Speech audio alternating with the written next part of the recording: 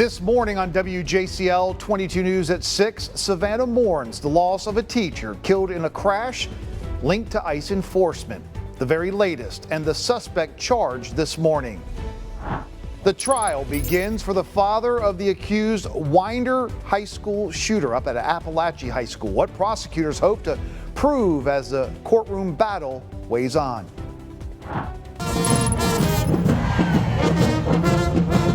And the countdown is on. Savannah's iconic St. Patrick's Day Parade now 1 month away. We're live with all the events you can expect in the days leading up to the biggest party in Savannah. WJCL 22 Morning News at 6. It starts right now. But first things first, we want to start with some breaking news this morning. Civil rights leader, the Reverend Jesse Jackson, has passed away. He was 84 years old. Jackson's family confirmed his passing in a statement released Tuesday morning, saying he died peacefully, surrounded by loved ones. Jackson was born and raised in South Carolina. We want to thank you so much for starting your day with us here on WJCL 22 News. Good morning. I'm Frank Sulkowski. Let's go ahead and get over to meteorologist Melissa Hall this morning. And Melissa, how are things looking out there? I know on the way in dealt with a little fog this morning. You and I both, my friend. I had a little bit, not much, but out in your neck of the woods, definitely some thick fog. Now, coastline, nice and clear for you. You got a little bit of a breeze out there. That is making a difference with some of those temperatures as well, if you do have a little wind, because it's out of the northeast, 3 miles an hour. But today, it's going to start coming in out of the southwest, and that is going to make things feel really comfortable. But in between now and then, those low-lying clouds, that fog, it is very thick in some spots from Sylvania down to Statesboro over to Pembroke.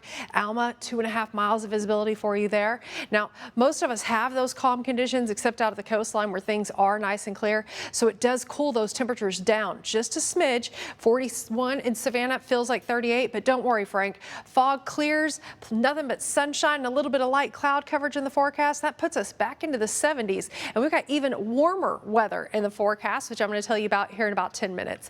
First, though, let's check out traffic. This is I-16 at 280 over in Bryan County this morning. Lots of folks out and about. Now, keep in mind there are some areas of I-16 that has that ongoing construction from 7 p.m. until 6 a.m. where it goes down to 1 lane. And we got lots of construction projects across the area as they make those roadways better for us. But beyond those slowing folks down, well, even with the fog that you need to give yourself extra time for this morning, we haven't had any accidents, which is always nice to be able to tell you. And that construction is the only slowdown we're seeing right now. A beloved Savannah teacher has died. Crash Monday morning tied to federal immigration stop there. Dr. Linda Davis taught special education at Hess K-8. Now authorities are revealing more about the suspect and the investigation. This morning, new information about the suspect who killed a beloved educator in Savannah Monday. Authorities say the crash occurred near the Truman Parkway as a man fled a traffic stop involving immigration enforcement. Department of Homeland Security has identified the suspect as Oscar Vasquez Lopez of Guatemala. Officials say he was issued a final order of removal by a federal judge back in 2024. They say he entered the U.S. illegally at an unknown time and location. Lopez now faces multiple charges, including vehicular homicide. Investigators say he drove away from ICE officers before the crash. In a statement, Homeland Security's Assistant Secretary saying these dangerous tactics are putting people's lives at risk. Fleeing from and resisting federal law enforcement is not only a crime, but extraordinarily dangerous. The victim, Dr. Davis, was a special education teacher at Hess K-8, located less than a mile from the crash site. Although students were out for President's Day, it was a work day for teachers.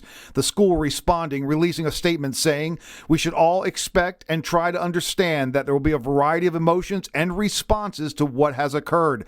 The most important thing we can do is to be supportive and encourage an open expression of feelings." Now, Hess K-8, the school where Dr. Davis worked, plans to welcome students back this morning. Counselors will be available to help anyone who needs some support. Now, for more information on this deadly crash and local lawmakers' reactions, you can head over to WJCL.com or download the WJCL 22 News app. Well, last night, a heavy police presence reported near Shabazz Seafood Restaurant on Victory Drive. WJCL 22 News, we responded to the scene and we've got this video. Police there, police tape up, multiple vehicles from Savannah Police on the scene. Officials say officers investigating a person with a head injury. The cause of that injury unknown this morning. This is a developing story, of course. We will keep you updated here on air and online at WJCL.com. Well, the trial for the father of the accused shooter up at Appalachia High School, that school shooting there continues this morning. Opening statements for Colin Gray started yesterday. Now, he's the father whose teenage son is accused in the 2024 mass shooting at that high school in Barrow County, up there between Athens and Atlanta. Prosecutors say Gray allowed his son, Colt, to have access to a firearm despite warnings that his son could and would harm others. The trial is part of a bigger push to hold people accountable for school shootings, including parents. 2 students and 2 teachers killed up there at Appalachia High School in the shooting. 9 others were injured. Your job is not to decide whether or not that was tragic. We all know that it was. Your job is to decide something much more specific. Your job is to decide whether or not Colin Gray knew what Colt was going to do. The courtroom is not a place where we punish people because we're angry, where we punish people because we're grieving. It's not a place where we punish people because we feel someone has to pay. This is a place where we follow the law. And the law requires proof, and the law requires evidence. Now, Gray has pleaded not guilty to the nearly 30 charges, including murder and manslaughter. The trial expected to last about 3 weeks. Well, South Carolina State University will have new gate procedures in place effective today. Now, this comes after 2 people were killed and another was hurt in a shooting that happened last Thursday. The university says the changes are designed to strengthen campus security and improve traffic flow at key access points. All vehicles entering campus will now be subject to increased searches. Students must use certain gates, present a valid student ID upon request, and have a properly issued parking decal displayed. Well, Savannah's iconic St. Patrick's Day Parade now 1 month away, and the city already getting ready for the big celebration. WJCL 22 News' Madeline Cooper is live at Forsyth Park with a look at some of the amazing and popular upcoming events. Good morning, Madeline.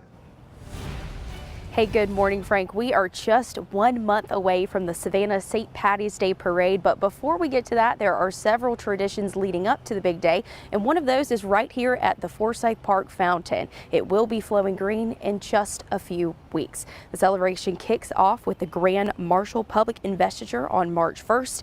Then on March 6th, one of Savannah's most iconic traditions, the greening of the fountain, will take place at noon, followed by the planting of the ceremonial tree. And just 1 day before the parade, the Sergeant William Jasper ceremony will be held at Madison Square. All of these events build up to the main event, the Savannah St. Patty's Day Parade on March 17th. The celebration extends beyond Savannah as well, Tybee Island hosting its annual Irish Heritage Parade on March 14th, and Hilton Head Island will host its 40th annual St. Patrick's Day Parade, giving people across the coastal area multiple ways to celebrate. Visit Savannah leaders say the goal is to extend the celebration beyond just Parade Day, encouraging visitors to come for multiple events throughout the week. We're promoting hard to get folks in the weekend before, the weekend after, and even that Monday, Tuesday, Wednesday around the holiday. Preparations are underway for what Savannah leaders are calling one of the biggest events of the year. Frank? All right, thanks so much, Madeline. Well, you just heard the St. Patrick's Day Parade here in Savannah, just 1 month away. Coming up here in about 30 minutes from now at 6:30, we're going to take a look at how this year's celebration might just stand out a little bit more.